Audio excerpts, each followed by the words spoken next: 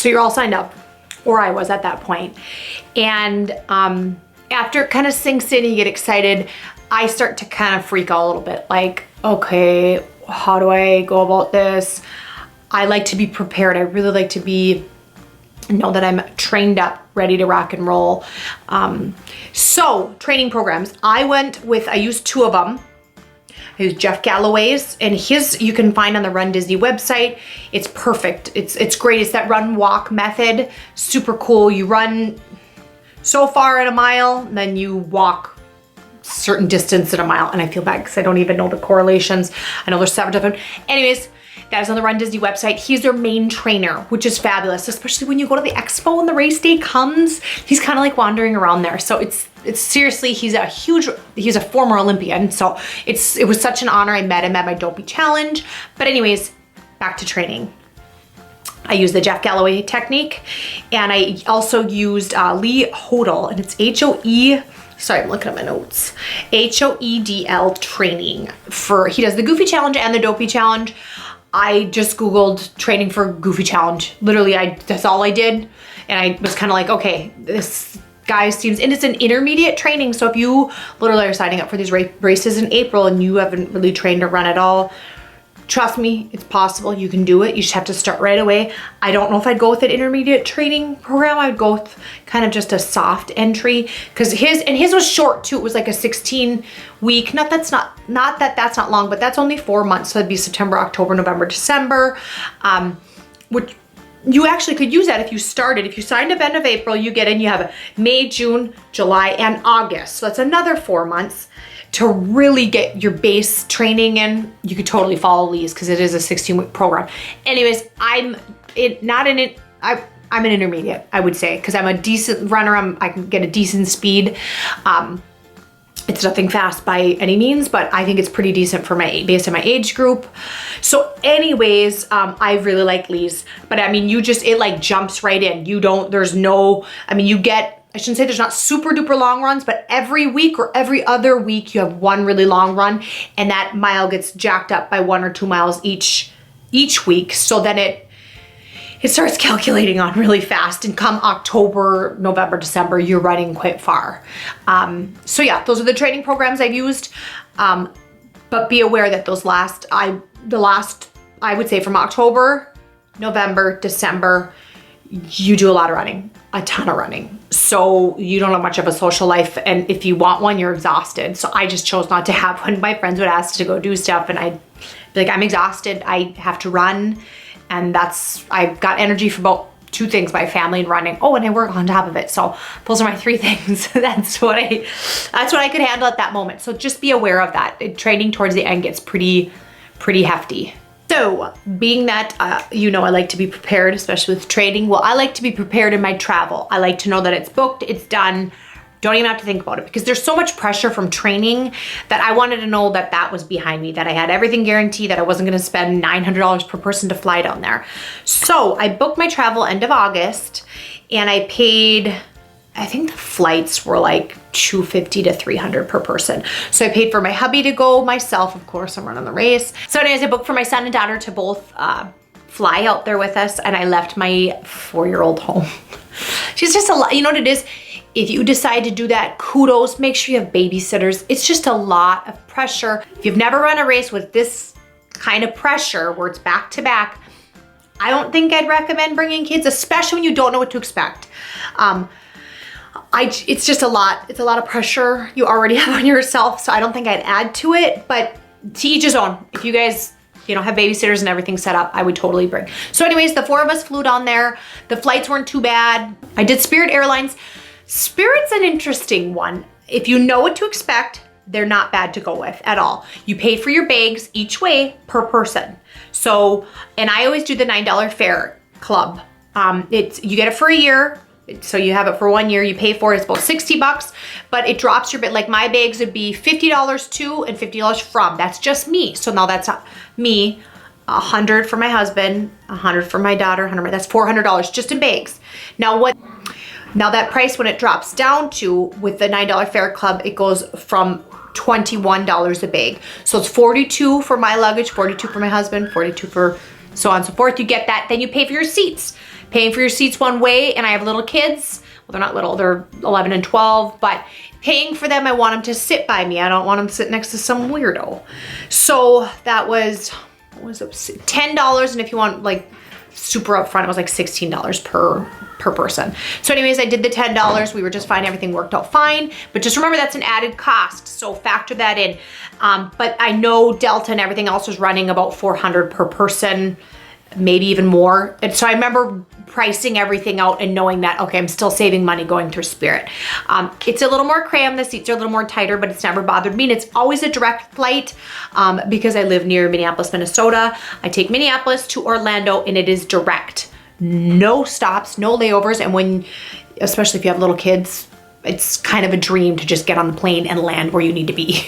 So that's why we went with Spirit, and I've had a great experience with Spirit so far. Haven't had anything to really complain about. And as long as you know that those stipulations and bags and stuff, if you plan ahead, you are also allowed one personal item. So if you have a purse and a backpack, make sure your purse can shove in your backpack because you are allowed one personal item. They will charge you for your backpack or your purse, whichever one, if you can't shove it in there and hide it. So make sure that you plan for extra room in your backpack. I always carry a backpack with my purse, and I always carry just like a messenger little bag like this. It's not big. It's easy. It's what you'd use for travel in Disney World, just a small purse that my phone, my camera, and my wallet can fit in.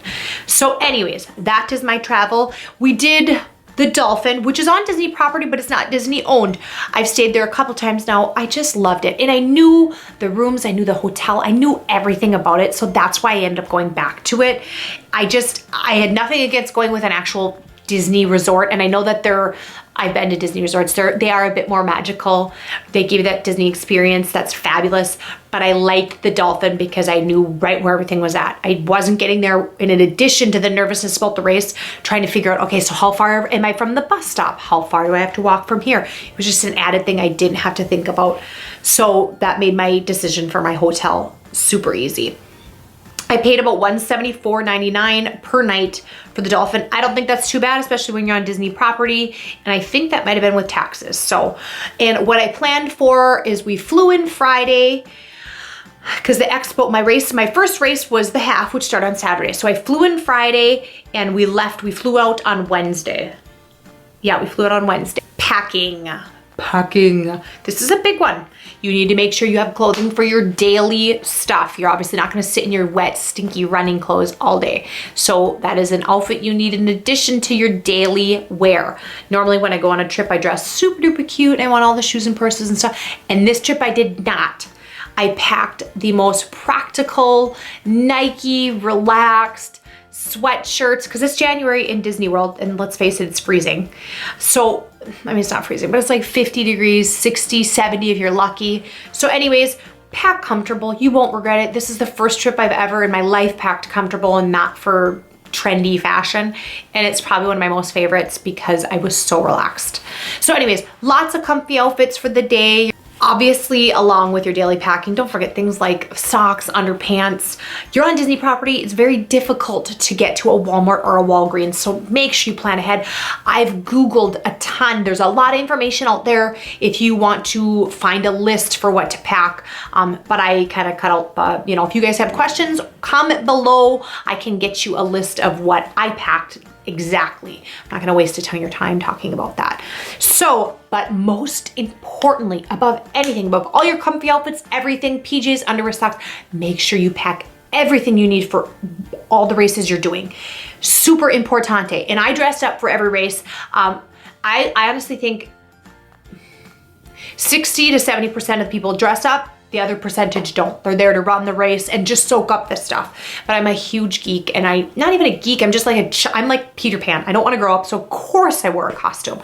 So make sure you have everything for your costume, even down to, like, I was Tinkerbell at the Dopey and the ribbon. Put all these little accessory type things that are gonna go for your costume, put them in a little Ziploc, keep it all together. Some of them are small and tedious. I have like shoe covers when I was Mickey.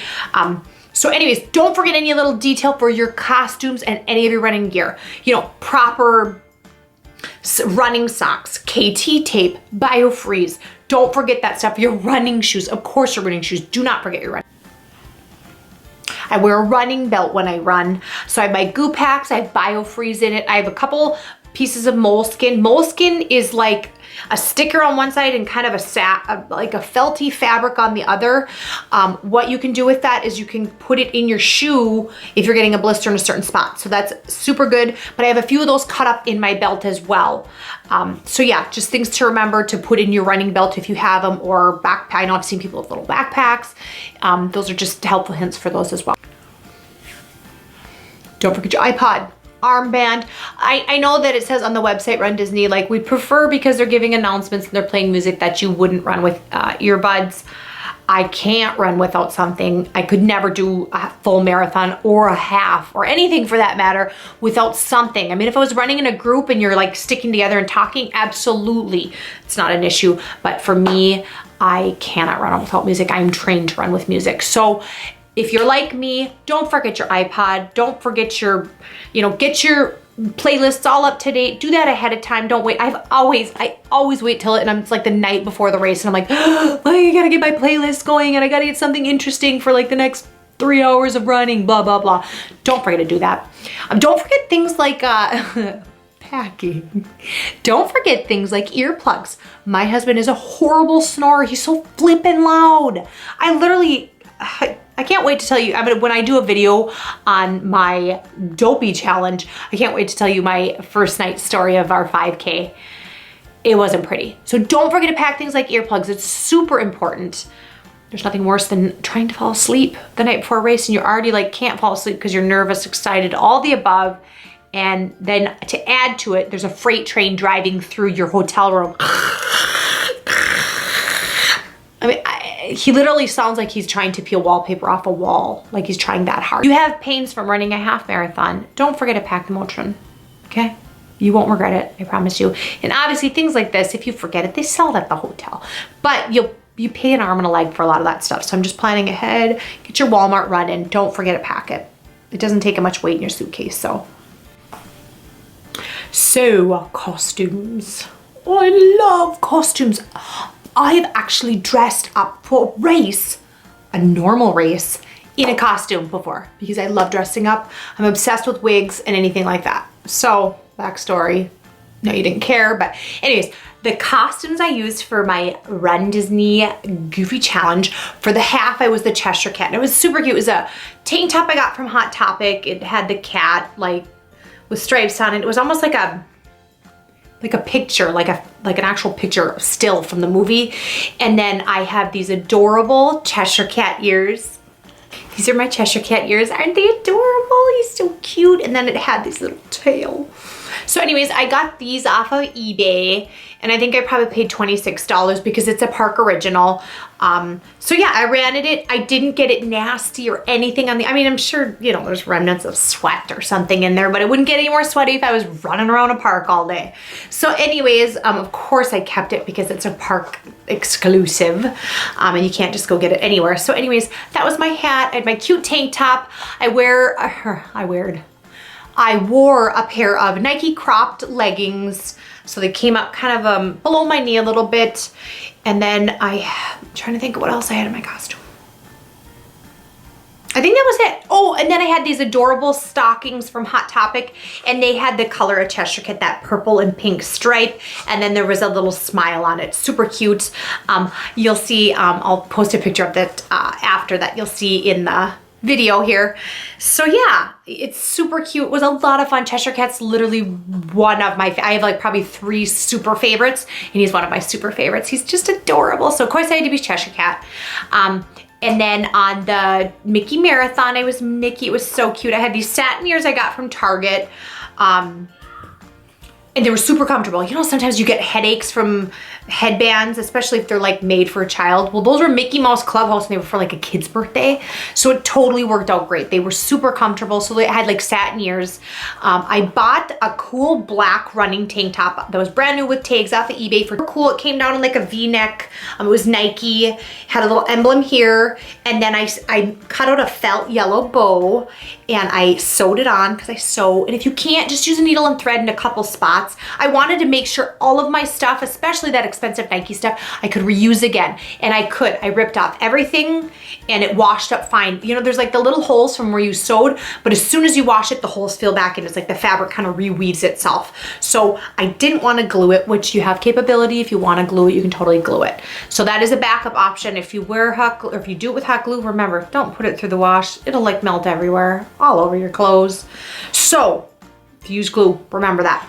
So I had red Nike cropped running pants, and those I got off of eBay. eBay is super great, especially if you're doing costume type stuff, because everything's name brand, Nike, Adidas, whatever you can think of, and it's in solid colors. It's where like schools that need matching uniform type for team sports, that's where they get their stuff from. So it's fantastic, because I mean, where do you find blood red colored Nike leggings? I had no clue. So I found them off at eBay.com, and they were a little pricey. They were probably 45, 50 bucks, but I still use them to this day. So that worked out fine. And then on the top of the Nike pants, I sewed little white felt buttons, and then I had bright yellow shoe covers. So that was my costume for the Mickey Marathon, because I'm obsessed with Mickey. He's one of my super favorites too.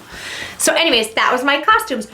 Whatever you do, make sure it's like a dry fit, make sure it's comfortable. Every mile is not magical when you are in a super uncomfortable sports bra, running pants, butt socks. Make sure you're dressed for comfort. You want to soak in and enjoy everything that Disney has to offer, and you can't if you have a blister from a crappy pair of socks, or too thin of a pair of socks, or you have something digging in your side. Trust me, you won't regret it. Take the time and make sure your costume is adorable, but most importantly, that it is comfortable. So make sure when you are running and starting off your race, because you get to the starting line so early, that you have a sweatshirt to wear that you can just toss while you race. So do not forget something to throw. It can be quite cold in the mornings, and you won't regret it, I promise you.